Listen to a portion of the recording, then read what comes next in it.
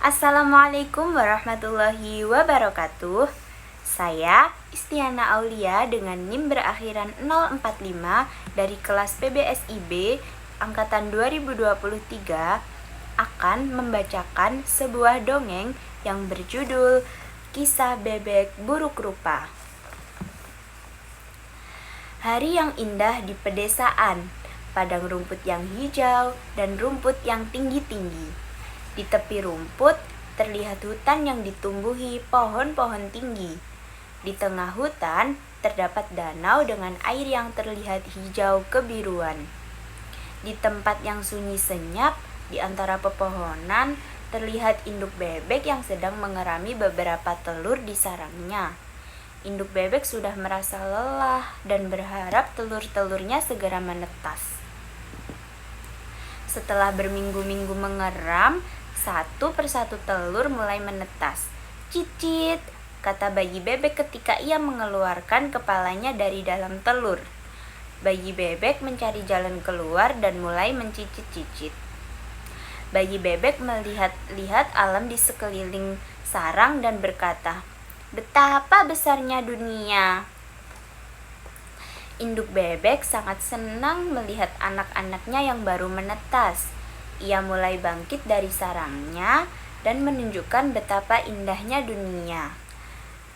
Namun, baru saja dia bangun dari sarangnya, ia melihat ada sebuah telur yang sangat besar di dalam sarangnya yang belum menetas. Ia merasa takut. Berapa lama lagi telur besar ini akan menetas? Induk bebek tidak meninggalkan sarangnya dan kembali mengerami telurnya agar tetap hangat, sehingga cepat menetas. Akhirnya, setelah beberapa minggu, telur besar itu mulai pecah. Cicit, kata bayi bebek terakhir. Ia mendorong dan berusaha keluar dari cangkang telurnya. Induk bebek melihat bayi bebeknya dan berkata, "Betapa besar dan jeleknya bayiku ini. Dia tidak seperti saudara-saudaranya." Keesokan harinya, induk bebek membawa anak-anaknya ke danau. Ia menceburkan diri ke danau, ke dalam air yang dingin dan jernih. Setelah itu, ia memanggil anak-anaknya untuk bergabung dengannya. Kuek, kuek. Satu persatu anak-anaknya menceburkan diri ke dalam danau, menyelam, dan kembali mengambang di permukaan air. Kaki-kaki mereka mengayuh dan berenang mengelilingi danau di belakang induk mereka. Anak bebek yang besar dan jelek mengikuti barisan paling belakang. Induk bebek dan anak-anaknya berenang menuju daerah bebek, tempat beberapa keluarga bebek tinggal. Ketika melewatinya, mereka berkata, "Betapa harmonisnya keluargamu dan anak-anakmu sangat indah. Kecuali anakmu yang bertubuh besar itu, sangat jelek." Bebek-bebek itu mulai berkuek-kuek dengan sangat keras. "Betapa jeleknya bebek besar itu, kami tidak bisa tinggal bersamanya." Bebek-bebek yang lebih besar mulai terbang dan mematuk leher dan kepala anak bebek itu. "Tinggalkan dia, dia tidak menyakiti siapapun," kata induk bebek. Namun, tidak seekor pun yang mau mendengarkan dan terus mematuki bebek besar dan jelek itu.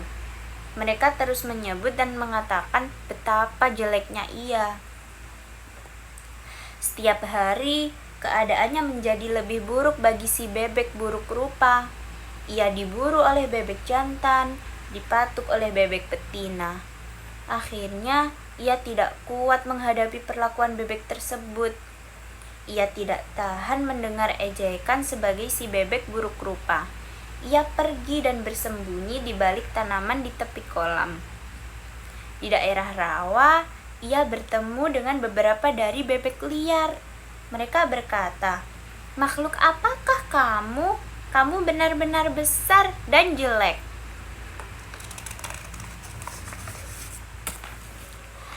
Setelah beberapa hari, ia memutuskan untuk berpindah ke tempat lain. Saat itu musim dingin dan air danau menjadi sangat dingin. Bebek buruk rupa berenang di danau dan memasukkan kepalanya ke dalam air yang dingin. Langit tiba-tiba menjadi gelap dan angin dingin bertiup. Ia menjadi sangat lelah sehingga tidak dapat berenang lagi.